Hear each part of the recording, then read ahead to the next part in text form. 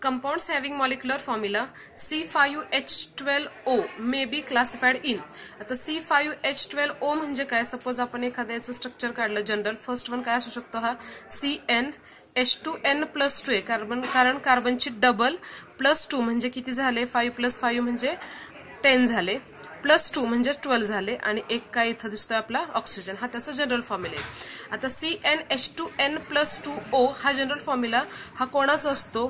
तर पहिला असतो अल्कोहोलचा आणि दुसरा असतो इथरचा. कारण अल्कोहोल आणि इथर हे दोघांचे काय आहेत? Actually functional isomers of each other. Consider for example CH3, CH2, CH2, CH2, CH2 and then OH. किती कार्बन्स आहेत? 1, 2, 3, 4, 5.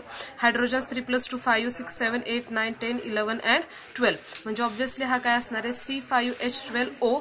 आणि याचं जर आपण इतर घेतलं, कारण दोघे एकमेकांचे काय फंक्शनल आयसोमर्स आहेत, म्हणजे दोघांचा ऑप्शन मध्ये काय आन्सर असणार आहे? अल्कोहोल्स अँड इथर. म्हणजे ऑप्शन कोणता असणार आहे? सी.